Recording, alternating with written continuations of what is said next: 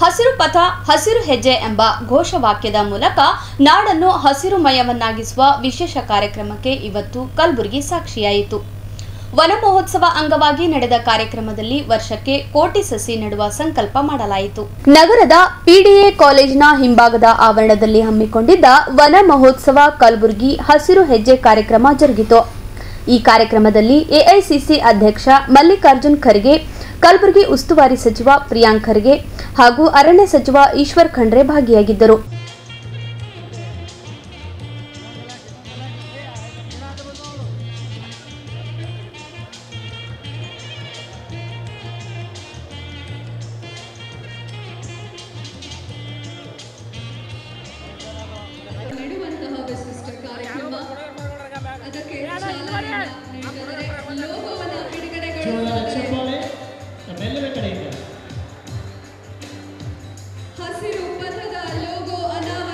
ಸಸಿ ನೆಡುವ ಕಾರ್ಯಕ್ರಮಕ್ಕೆ ಚಾಲನೆ ನೀಡಿದ ಎಐಸಿಸಿ ಅಧ್ಯಕ್ಷ ಮಲ್ಲಿಕಾರ್ಜುನ್ ಖರ್ಗೆ ಮಾತನಾಡಿ, ನಮ್ಮ ಪೂರ್ವಿಕರಾದ ಋಷಿ ಮುನಿಗಳು ಮರದ ಕೆಳಗೆ ಕುಳಿತು ಧ್ಯಾನ ಮಾಡಿದ್ದಾರೆಂಬುದನ್ನು ನಾವಿಂದು ನೆನಪಿಸಿಕೊಳ್ಳಬೇಕು. ರಾಜ್ಯದಲ್ಲಿ ಅರಣ್ಯೀಕರಣ ಹೆಚ್ಚಿಸಬೇಕಾಗಿದೆ. ಆಗ ಮಾತ್ರ ಸದ್ಯ ಉದ್ಭವಿಸುತ್ತಿರುವ ಹೃದಯಾಘಾತದಂತಹ ಕಾಯಿಲೆಗಳನ್ನು ತಡೆಯಬಹುದು ಎಂದು ಮಲ್ಲಿಕಾರ್ಜುನ್ ಖರ್ಗೆ ಹೇಳಿದರು. ದೇಶದಲ್ಲಿ ಅರಣ್ಯೀಕರಣ ಹೆಚ್ಚಾಗಬೇಕು. ರಸ್ತೆಗಳ ಬದಿಯಲ್ಲಿ ಹೆಚ್ಚೆಚ್ಚು ಮರಗಳನ್ನು ನೆಡಬೇಕು.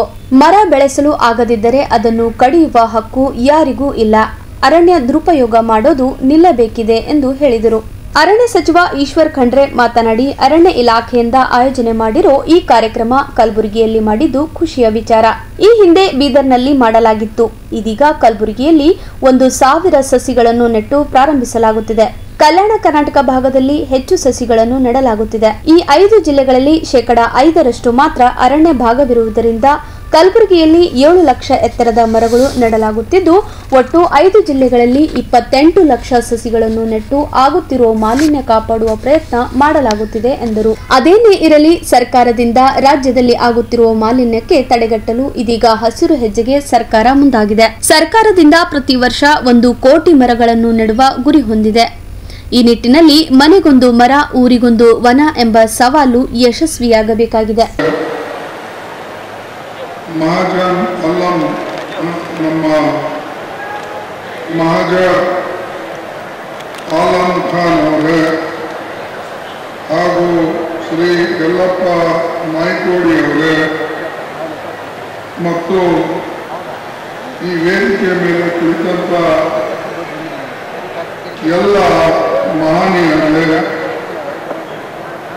ಮತ್ತು ಇಲ್ಲಿ ಸಮಾರಂಭದಲ್ಲಿ ಉಪಸ್ಥಿತಿರ್ತಕ್ಕಂಥ ಎಲ್ಲ ಬಂಧುಗಳೇ, ತಾಯಿಂದರೇ, ಭಗಿನಿಯರೇ ಮತ್ತು ಯುವ ಮಿತ್ರರೇ, ರೈತ ಬಾಂಧವರೇ ಹಾಗೂ ಅನೇಕ ಶಾಲೆಯಿಂದ ಬಂದಂಥ ನಮ್ಮ ಶಾಲಾ ಮಕ್ಕಳೇ ಹಾಗೂ ಮಾಧ್ಯಮದ ಮಿತ್ರರು,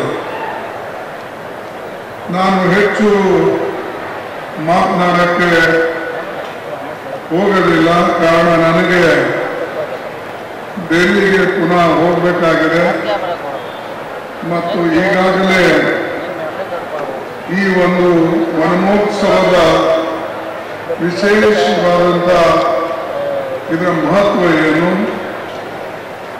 ಎದಕ್ಕಾಗಿ ಈ ಕಾರ್ಯಕ್ರಮವನ್ನು ಮಾಡಿದ್ದೇವೆ ಅಂತಕ್ಕಂಥ ಮಾತನ್ನ ಶ್ರೀ ಖಂಡ್ರೆ ಅವರು ಬಹಳ ವಿವರವಾಗಿ ಹೇಳಿದ್ದಾರೆ. ನಮ್ಮ ಅಧ್ಯಕ್ಷರು ಪ್ರಭು ಪಾಟೀಲ್ ಅವರಂತೂ ನಮ್ಮ ಈಶ್ವರ ಖಂಡ್ರೆಕ್ಕಿಂತ ಜಾಸ್ತಿನೇ ಹೇಳಿದ್ರು ಹೊರತಾಗಿ ಕಮ್ಮಿ ಏನು ಹೇಳಲಿಲ್ಲ. ಸೊ ಇದ್ರ ಮಹತ್ವ ಈಗ ಗೊತ್ತಾಗಿದೆ ನೀವು. ಆದರೆ ನನ್ನ ಒಂದು ಸಲಹೆ ಏನೆಂದರೆ, ದೇಶದಲ್ಲಿ ಫಾರೆಸ್ಟು ಜಾಸ್ತಿ ಆಗಬೇಕು. ಗಿಡಗಳು ಎಲ್ಲ ಕಡೆ ಮಾಡಬೇಕು. ರೋಡ್ ಸೈಡ್ನು ನೀವು ಹೆಚ್ಚಿನ ಗಿಡಗಳ ಹಾಕಿ ಅದರ ರಕ್ಷಣೆ ಮಾಡಬೇಕು. ನಾನು ಉಸ್ತುವಾರಿ ಸಚಿವರಿದ್ದಾಗ ಸ್ವಲ್ಪ ಪ್ರಯತ್ನ ಮಾಡಿದೆ. ಈ ರೋಡದ ಅಕ್ಕಪಕ್ಕದಲ್ಲಿ ಗಿಡಗಳು ಹಚ್ಚಬೇಕು ಅಂತ ಹೇಳಿ ನಾವು ಪ್ರತಿ ವರ್ಷ ಸ್ವಲ್ಪ ಪ್ರಯತ್ನ ಮಾಡ್ತಿದ್ದೇವೆ. ಸ್ವಲ್ಪ ಬೆಳೆದ ತಕ್ಷಣ ನಮ್ಮ ಜನ ಅದು ಕಡ್ಕೊಂಡು ಅದಕ್ಕೇನಾದರೂ ಮನೆಗೆ ಉಪಯೋಗ ಮಾಡೋದು, ಅದನ್ನು ನಮ್ಮ ಅಗ್ರಿಕಲ್ಚರ್ ಇಕ್ವಿಪ್ಮೆಂಟ್ಗೆ ತೆಗೆದುಕೊಂಡು ಹೋಗೋದು, ಇಲ್ಲ ಅದು ಚಡಿ ಮಾಡೋದು, ಇಲ್ಲ ಅದನ್ನು ಕಿತ್ತಿ ಯಾವುದಾದ್ರೂ ಬೌಟ ಹಚ್ಚಿ ಕೂಡ ಇಂಥ ಕೆಲಸ ನಮ್ಮ ಜನ ಭಾಳ ಮಾಡ್ತಾರೆ. ನಿಮ್ಗೆ ಬೆಳೆಸಕ್ಕಾಗಲಿಲ್ಲ ಅಂದರೆ ನಿಮಗೆ ಕಡೆ ಅಧಿಕಾರ ಕೂಡ ಇಲ್ಲ. ಬೆಳೆದ ಮೇಲೆ ಬೇಕಾದ್ರೆ ಅದು ಒಣಗಿತ್ತಂದ್ರೆ ಅಥವಾ ಅದಕ್ಕೆ ಯಾವುದೇ ಒಂದು ಕಾರಣದಿಂದ ಆ ಗಿಡ ಕೆಲಸಕ್ಕೆ ಬರಲಿಲ್ಲ ಅಂದರೆ ನೀವು ಒಡೆದು ಅಥವಾ ನೀವು ತೆಗೆದು ಅದಕ್ಕೆ ನಿಮ್ಮ ಸಾಧನಗಳನ್ನು ಮಾಡ್ಕೋಬೇಕು. ನಮ್ಮ ಹಿಂದೆ ಬಡಗರು ಕೂಡ ಏನು ಉಪಯೋಗ ಮಾಡ್ತಿದ್ರು ರೈತರಿಗೆ ಕೊಡ್ತಕ್ಕಂಥ ಉಪಕರಣಗಳು ಅವ್ರು ಎಂದೂ ಕೂಡ ಹಸಿ ಗಿಡ ಅಥವಾ ಹಸಿ ಗಿಡಗಳ ಕಡಿದು ತಂದು ಮಾಡ್ತಿರ್ಲಿಲ್ಲ. ಅವರು ಖರೀದಿ ಮಾಡಿ ಗಿಡಗಳನ್ನು ಯಾವಾಗ ಸಿಕ್ತಿತ್ತೋ ಅದನ್ನು ವರ್ಷಗಟ್ಟಲೆ ಒಣಗಿಸಿ ಅದರ ಉಪಯೋಗ ಮಾಡ್ತಿದ್ವಿ. ಆದರೆ ಈಗ ನಾವು ನೋಡ್ತೇವೆ ಒಳ್ಳೆ ಗಿಡಗಳು ಹಸಿರು ಗಿಡಗಳೇ ಕಡಿತಾರೆ ಮತ್ತು ಸಾಕಷ್ಟು ಅದರ ದುರುಪಯೋಗ ಕೂಡ ಆಗ್ತಾ ಇದೆ. ಅದಕ್ಕಾಗಿ ನಮ್ಮವರು ಈ ಕಡೆ ಲಕ್ಷ್ಯ ಕೊಡ್ತಕ್ಕಂಥದ್ದು ಬಹಳ ಮುಖ್ಯ. ಇಡೀ ಭಾರತ ದೇಶದಲ್ಲೇ ನಮ್ಮ ಫಾರೆಸ್ಟ್ ರಿಪೋರ್ಟ್ ಪ್ರಕಾರ ಆವರೇಜ್ 25.15% ನಮ್ಮ ಜೋಗ್ರಾಫಿಕಲ್ ಏರಿಯಾದಲ್ಲಿ ಇವತ್ತು ಅಸ್ತಿತ್ವದಲ್ಲಿ ಇದೆ. ಆದರೆ 25% ಇದು ಸಾಲದು. ಕನಿಷ್ಠ ಅಂದರೆ 33% ಆದರೂ ಇರಬೇಕು. ಅವಾಗ ಮಾತ್ರ ಅಲ್ಲಿ ತಂಪಿರ್ತದೆ, ನೀರು ಸಿಗ್ತದೆ, ಜನರಿಗೆ ಆಕ್ಸಿಜನ್ ಸಿಗ್ತದೆ. ಇವು ಎಲ್ಲವೂ ಕೂಡ ನಮ್ಮ ಜನರಿಗೆ ನಮ್ಮ ಹೆಚ್ಚಿನ ಹೆಲ್ತ್ ಕಾಪಾಡ್ಕೋಬೇಕು ಅಂದರೆ ನಾವು ಆಕ್ಸಿಜನ್ ಕಡೆ ಮತ್ತು ಈ ಗಿಡಗಳ ಹಚ್ಚದ ಕಡೆ ಹೆಚ್ಚಿನ ಲಕ್ಷ್ಯವನ್ನು ನಾವು ಕೊಡಬೇಕು. ಚಾಲನೆ ಕೊಟ್ಟಿದ್ದೇವೆ. ಇವತ್ತು ಯಾವ ರೀತಿಯಲ್ಲಿ ಮನೆಗೊಂದು ಮರ, ಇವತ್ತು ಊರಿಗೊಂದು ವನ ಅನ್ನುವಂಥದ್ದಕ್ಕೆ ಪ್ರತಿಯೊಬ್ಬರು ಮಕ್ಕಳಿರ್ಬೋದು, ಸಾರ್ವಜನಿಕರಿರ್ಬೋದು, ಈ ಭಾಗದ ಅರಣ್ಯೀಕರಣಕ್ಕಾಗಿ ಇವತ್ತು ಪ್ರತಿಯೊಬ್ಬರು ಮರ ಸಸಿ ನೆಡಬೇಕು ಅನ್ನುವಂಥ ಒಂದು ಉದ್ದೇಶದಿಂದ ಇದ್ರ ಬಗ್ಗೆ ಅರಿವು ಮೂಡಿಸಬೇಕು, ಜಾಗೃತಿ ಮೂಡಿಸಬೇಕು ಅಂತ ಹೇಳಿ ಈ ಕಾರ್ಯಕ್ರಮ ನಾವೆಲ್ಲ ಹಮ್ಮಿಕೊಂಡಿದ್ದೇವೆ. ಆತ್ಮೀಯ ಬಂಧುಗಳೇ, ತಮಗೆಲ್ಲ ಗೊತ್ತಿದೆ, ಇವತ್ತು ಇಡೀ ಜಗತ್ತಿನ ಎದುರುಗಡೆ ಏನಾದರೂ ಒಂದು ದೊಡ್ಡ ಸವಾಲಿದೆ ಅಂತ ಹೇಳಿದ್ರೆ ಅದು ಹವಾಮಾನ ಬದಲಾವಣೆ. ಈ ಹವಾಮಾನ ಬದಲಾವಣೆಯಿಂದ ಏನೇನು ಪ್ರಕೃತಿ ವಿಕೋಪ ಆಗ್ತಾ ಇದೆ ನಿಮ್ಮ ಕಣ್ಣೆದುರುಗಡೆ ಇದೆ. ಇವತ್ತು ಪ್ರಕೃತಿ ವಿಕೋಪದಿಂದ ಒಂದು ಕಡೆ ಗುಡ್ಡ ಕುಸಿತ ಆಗ್ತಾ ಇದೆ, ಜನ ಸಾಯ್ತಾ ಇದ್ದಾರೆ. ಜಾಗತಿಕ ತಾಪಮಾನ ಜಾಸ್ತಿ ಆಗಿ ಅಂದ್ರೆ ಬಿಸಿಲು, ಕಲಬುರಗಿ ಬಿಸಿಲಿನ ನಗರ ಅಂತ ಹೇಳ್ತೀವಿ ನಾವು. ನಾನು ಇಲ್ಲಿ ವಿದ್ಯಾಭ್ಯಾಸ ಅಂತ ಮಾಡ್ತಾ ಇದ್ದಾಗ ನೋಡಿದ್ದೇನೆ 45, 46, 47 ಡಿಗ್ರಿ ಸೆಂಟಿಗ್ರೇಡ್. ಇನ್ನು ಮೊನ್ನೆ ನಾವು ನೋಡ್ತಾ ಇದ್ದೇವೆ ಮಾಧ್ಯಮದಲ್ಲಿ 50 ಡಿಗ್ರಿ ಸೆಂಟಿಗ್ರೇಡ್ ವರೆಗೆ ಬಿಸಿಲು ಹೋಗಿ ಇವತ್ತು ಹಚ್ಚಿ ಹೋಗಿದವರು ಸುಮಾರು ಜನ ಮೃತಪಟ್ಟಿದ್ದು ನೋಡಿದ್ದೇವೆ. ದೆಹಲಿಯಲ್ಲಿ ತಾಪಮಾನದಿಂದ ಬಿಸಿಲಿನಿಂದ ಸುಮಾರು ಜನ ನಿರ್ಗತಿಕರು ಮೃತಪಟ್ಟಿದ್ದು ನಾವು ನೋಡ್ತಾ ಇದ್ದೇವೆ.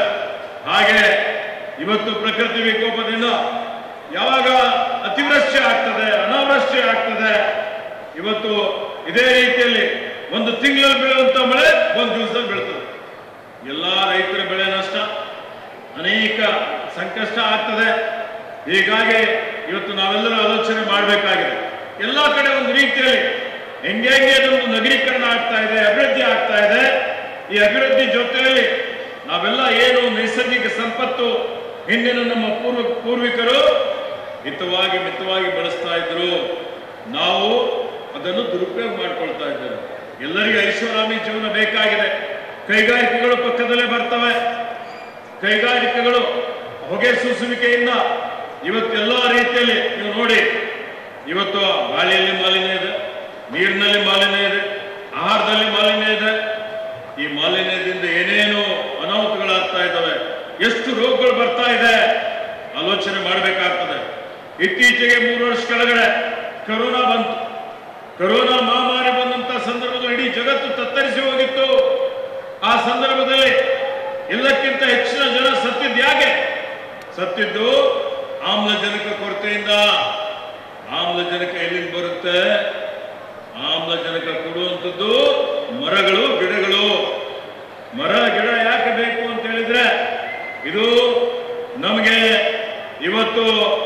ಜೀವ ಕೊಡುವಂಥದ್ದು. ಇವತ್ತು ಅದೇ ಇದನ್ನು ಏನು ಹಿಂಗಾರು ಸೇವನೆ ಮಾಡಿ, ಅಂದ್ರೆ ಏನು ಕೆಟ್ಟ ಗಾಳಿ ಇದೆ, ಹಿಂಗಾರು ಕಾರ್ಬನ್ ಡೈಆಕ್ಸೈಡ್ ಸೇವನೆ ಮಾಡಿ ಆಮ್ಲಜನಕ ಉತ್ಪತ್ತಿ ಮಾಡುವಂತಹ ಶಕ್ತಿ ಯಾರಿಗಾದ್ರೂ ಇದ್ರೆ ಅದು ಮರಗಳಿಗಿದೆ, ಅದು ಗಿಡಗಳಿಗಿದೆ. ಅದಕ್ಕೆ ಆತ್ಮ ಬಂಧುಗಳೇ, ಇವತ್ತು ನಾವೆಲ್ಲರೂ ಇರುವಂಥದ್ದು ಒಂದೇ ಭೂಮಿ. ಇಲ್ಲೆಲ್ಲ ನಮ್ಮ ಮಕ್ಕಳು ಬಂದಿದ್ದಾರೆ, ಭವಿಷ್ಯದ ಪ್ರಜೆಗಳು ಬಂದಿದ್ದಾರೆ. ನಾವು ಎಲ್ಲ ನೆಮ್ಮದಿಯಿಂದಿರಬೇಕು. ಮುಂದಿನ ಭವಿಷ್ಯದಲ್ಲಿ ಇರುವಂತಹ ಒಂದೇ ಭೂಮಿ. ನಾವು ಆರೋಗ್ಯಕರವಾಗಿ ಮುಂದಿನ ಪೀಳಿಗೆಗೆ ಹಸ್ತಾಂತರ ಮಾಡಬೇಕು ಅಂತ ಹೇಳಿದ್ರೆ ಪ್ರತಿಯೊಬ್ಬರು ಸಂಕಲ್ಪ ಮಾಡಬೇಕು. ಏನು ಅಂದ್ರೆ ಮರ ಬೆಳೆಸಬೇಕು, ಗಿಡ ಬೆಳೆಸಬೇಕು. ಇವೆಲ್ಲ ಅನಾಹುತಗಳಿಗೆ ಕಾರಣ ಏನಪ್ಪಾ ಅಂತ ಹೇಳಿದ್ರೆ ನೋಡಿ, ಎಲ್ಲಾ ಕಡೆ ಅರಣ್ಯ ಕ್ಷೇತ್ರ ಕ್ಷೀಣಿಸ್ತಾ ಇದೆ, ಕಡಿಮೆ ಆಗ್ತಾ ಇದೆ. ನಾವು ಮರ ಕಡಿತಾ ಇದ್ದೀವಿ ಅಭಿವೃದ್ಧಿ ಹೆಸರಿನಲ್ಲಿ. ಪ್ರದೇಶಗಳಿಗಿಂತ ಈ ಭಾಗವೇನು ಕಡಿಮೆ ಇಲ್ಲ ಎಂಬ ತೋರಿಸಿಕೊಡ್ತಕ್ಕಂಥ ಕೆಲಸ ನಮ್ಮ ಪ್ರಿಯಾಂಕ ಖರ್ಗೆ ಸಾಹೇಬರು ಕೂಡ ಮಾಡಿದ್ದಾರೆ. ಮಲ್ಲಿಕಾರ್ಜುನ ಖರ್ಗೆ ಸಾಹೇಬರು ಆರ್ಟಿಕಲ್ 371 ಈ ಭಾಗಕ್ಕೆ ತಂದ ಮೇಲೆ ಲಕ್ಷಾನುಗಟ್ಟಲೆ ಜನರಿಗೆ ಉದ್ಯೋಗವನ್ನು ಕೊಡ್ತಕ್ಕಂಥ ಕೆಲಸಗಳು ಮಾಡಿ ನಮಗೆ ಈ ಭಾಗಕ್ಕೆ ಆರ್ಟಿಕಲ್ 371 ಮೂಲಕ ಬಾಬಾ ಸಾಹೇಬ್ ಅಂಬೇಡ್ಕರ್ ಅವರು ಸಂವಿಧಾನ ರಚನೆ ಮಾಡಿದರು. 2ನೇ ಸಂವಿಧಾನ ನಮಗೆ ಏನಾದರೂ ಕೊಟ್ಟಿದ್ರು ಅಂತಂದ್ರೆ ಡಾಕ್ಟರ್ ಮಲ್ಲಿಕಾರ್ಜುನ ಖರ್ಗೆ ಸಾಹೇಬರು. ಅದಕ್ಕಾಗಿ ನಾವು ಕರ್ನಾಟಕ ರಾಜ್ಯದ ವತಿಯಿಂದ, ಕರ್ನಾಟಕ ಭಾಗದ ವತಿಯಿಂದ ನಾವು ಅವರಿಗೆ ಉಪಕಾರವನ್ನು ನಾವೆಂದೂ ಬರೆಯೋದು ಆಗೋದಿಲ್ಲ. ಕೇಂದ್ರೀಯ ವಿಶ್ವವಿದ್ಯಾಲಯ ಇರ್ಬೋದು, ಹೈಕೋರ್ಟ್ ಪೀಠ ಇರ್ಬೋದು, ಪೊಲೀಸ್ ವಸತಿ ನಿಲಯ ಇರ್ಬೋದು, ಪೊಲೀಸ್ ಟ್ರೈನಿಂಗ್ ಸೆಂಟರ್ ಇರ್ಬೋದು, SP ಆಫೀಸ್ ಇರ್ಬೋದು, ESI ಆಸ್ಪತ್ರೆ ಇರ್ಬೋದು, ಇಂಥ ಹಲವಾರು ಯೋಜನೆಗಳು ಈ ಭಾಗಕ್ಕೆ ತಂದು ನಮಗೆಲ್ಲರಿಗೂ ಕೂಡ ಸಾಮಾಜಿಕ ನ್ಯಾಯ ಕೊಡ್ತಕ್ಕಂಥ ಕೆಲಸ ಡಾಕ್ಟರ್ ಮಲ್ಲಿಕಾರ್ಜುನ ಖರ್ಗೆ ಸಾಹೇಬರು ಅವರು ಮಾಡಿದ್ದಾರೆ. ನಾನು ಆಮೇಲೆ ಕಾರ್ಯಕ್ರಮದಲ್ಲಿ BR ಪಾಟೀಲ್ ಬಂದಿದ್ದಾರೆ, ಶಶಿ ನಮೋಶಿ ಅವರು ಬಂದಿದ್ದಾರೆ, MR ಪಾಟೀಲ್ ಬಂದಿದ್ದಾರೆ, ಚಂದ್ರಶೇಖರ್ ಪಾಟೀಲ್ ಬಂದಿದ್ದಾರೆ, ಜಗದೇವ್ ಗುತ್ತೇಲ್ ಅವರು ಬಂದಿದ್ದಾರೆ. ಈ ಭಾಗದ ನಮ್ಮ ಭಾಗದ ಪಾರ್ಲಿಮೆಂಟ್ ಸದಸ್ಯರಾದಂಥ ನಮ್ಮ ರಾಧಾಕೃಷ್ಣ ದೊಡ್ಮನೆ ಸಾಹೇಬರು ಕೂಡ ಬಂದಿದ್ದಾರೆ, ನಮ್ಮ ಬಾಬಾ ಪಿಂಚನ್ಸು ಸಾಹೇಬರು ಕೂಡ ಬಂದಿದ್ದಾರೆ. ಎಲ್ಲ ಇಲಾಖೆಯ ಅಧಿಕಾರಿಗಳು ಕೂಡ ಈ ಕಾರ್ಯಕ್ರಮದಲ್ಲಿ ಭಾಗಿಯಾಗಿದ್ದೀರಿ. ಬಹಳ ಸಂತೋಷ ಇರುತ್ತದೆ. ನಾನು ನಿಮ್ಮೆಲ್ಲರ ವತಿಯಿಂದ ಅವರೆಲ್ಲರ ಅಭಿವೃದ್ಧಿ ಕೆಲಸಗಳನ್ನು ನೋಡಿ ಮಲ್ಲಿಕಾರ್ಜುನ ಖರ್ಗೆ ಸಾಹೇಬರು ಭಾರತ ದೇಶಕ್ಕೆ ಕೊಟ್ಟಂತ ಕೊಡುಗೆ, ಕರ್ನಾಟಕ ರಾಜ್ಯಕ್ಕೆ ಕೊಟ್ಟಂತ ಕೊಡುಗೆ, ಇವೆಲ್ಲವೂ ಕೂಡ ನಾವು ನೋಡಿ ನಾವು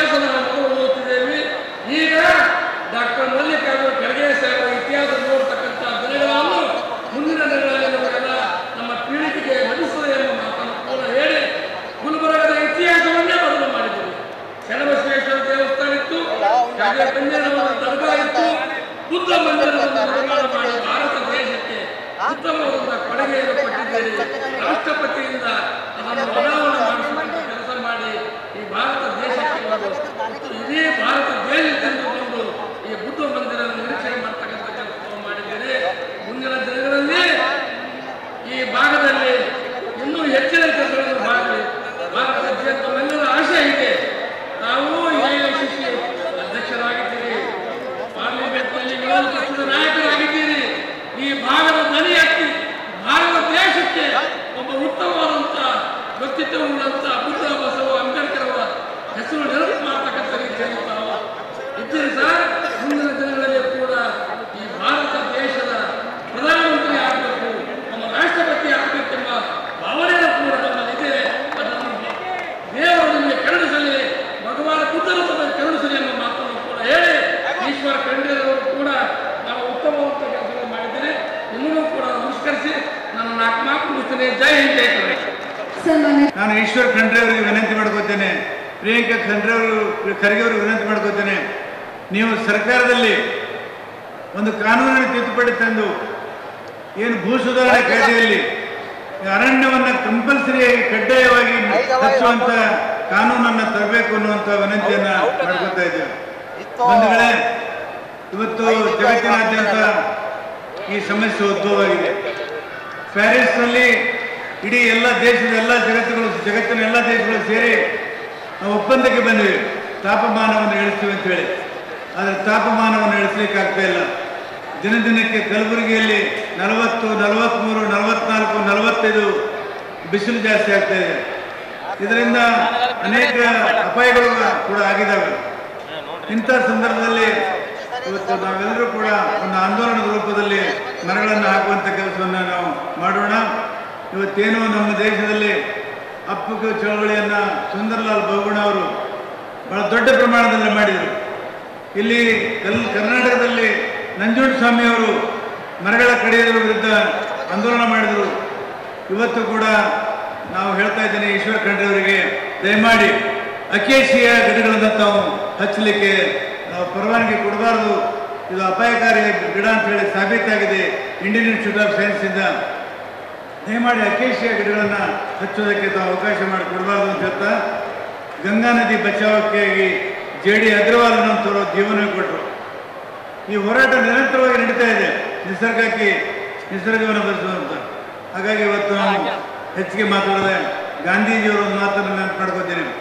ಗಾಂಧಿ ಹೇಳಿದ್ರು, ಈ ನಿಸರ್ಗ, ಈ ಸೃಷ್ಟಿ ನಿಮ್ಮ ಆಶೆಯನ್ನು ಈಡೇರಿಸಬಹುದು, ಆದರೆ ನಿಮ್ಮ ದುರಾಶೆಯನ್ನು ಈಡೇರಿಸಲಿಕ್ಕೆ ಸಾಧ್ಯ ಇಲ್ಲ. ಇವತ್ತು ನಾವು ದುರಾಶೆಗೆ ಬಿದ್ದಿದ್ದೇವೆ. ದುರಾಶೆಗೆ ಬಿದ್ದು ಇಡೀ ನಿಸರ್ಗವನ್ನು, ಸೃಷ್ಟಿಯನ್ನು ಹಾಳು ಮಾಡ್ತಾ ಇದ್ದೇವೆ. ಇವತ್ತು ದೊಡ್ಡ ಪಟ್ಟಣಗಳಲ್ಲಿ ಆಕ್ಸಿಜನ್ ಕ್ಲಿನಿಕ್ಗಳು ಪ್ರಾರಂಭವಾಗುವಂಥ ಪರಿಸ್ಥಿತಿ ಬಂದಿದೆ. ಹಾಗಾಗಿ ಬಂಧುಗಳೇ, ಇವತ್ತು ನಾವೆಲ್ಲರೂ ಸರ್ಕಾರಕ್ಕೆ ಕೈ ಜೋಡಿಸೋಣ. ಬರೀ ಸರ್ಕಾರದಿಂದ ಮಾಡಲಿಕ್ಕೆ ಸಾಧ್ಯ ಇಲ್ಲ, ಜನ ಕೂಡ ಕೈಗೂಡಿಸಬೇಕು. ಆ ಕಾರಣಕ್ಕಾಗಿ ಜನ ಆಂದೋಲನವಾಗಿ ಪರಿವರ್ತನೆ ಆಗಬೇಕು. ಇದೆಲ್ಲ ಶಾಲಾ ಮಕ್ಕಳಿಗೆ ನಾನು ಕಿವಿಮಾತು ಹೇಳ್ತೀನಿ, ನೀವು ಶಾಲೆ ಕಲಿತಂಥ ಶಾಲೆಯಲ್ಲಿ ನಿಮ್ಮ ನೆನಪಿಗಾಗಿ ಒಂದು ಗಿಡವನ್ನು ನೆಡ್ರಿ. ನಿಸರ್ಗ ನಮಗೆ ಏನೆಲ್ಲ ಕೊಟ್ಟಿದೆ, ನೀರು ಕೊಟ್ಟಿದೆ, ಗಾಳಿ ಕೊಟ್ಟಿದೆ, ಅನ್ನ ಕೊಟ್ಟಿದೆ, ಎಲ್ಲ ಕೊಟ್ಟಿದೆ. ಆದರೆ ನಾವು ನಿಸರ್ಗಕ್ಕಾಗಿ ನಾವು ಏನಾದರೂ ಕೊಡುವಂಥ ಒಂದು ಕೆಲಸನ ಮಾಡಬೇಕಾಗಿದೆ. ಆ ಕೆಲಸನ ಮಕ್ಕಳು ಮಾಡಲಿ ಅನ್ನುವಂಥ ಮಾತನ್ನು ಹೇಳ್ತಾ ನಿಮ್ಮೆಲ್ಲರಿಗೂ ವಂದಿಸುವ ಮಾತನ್ನು ಮಾಡ್ತಾನೆ. ಜೈ ಹಿಂದ್, ಜೈ ಕರ್ನಾಟಕ. ಧನ್ಯವಾದಗಳು ಸನ್ಮಾನ್ಯ ಶ್ರೀ BR ಪಾಟೀಲ್ ಸರ್ ಅವರಿಗೆ. ಮತ್ತೊಮ್ಮೆ ಕಳಕಳಿಯ ಮನವಿ, ಕಾರ್ಯಕ್ರಮ ಮುಗಿಯವರೆಗೂ ಊಟದ ಕೌಂಟರ್ ಪ್ರಾರಂಭ ಆಗಿರೋದಿಲ್ಲ. ತಾವು ದಯವಿಟ್ಟು ಯಾರು ಕೂಡ ಮಧ್ಯದಲ್ಲಿ ಎದ್ದು ಹೋಗಬಾರ್ದು. ಯಾರ್ಯಾರು ಹೊರಗೆ ನಿಂತ್ಕೊಂಡಿದ್ದೀರಾ ಬಂದು ಆಸೀನರಾಗಬೇಕು.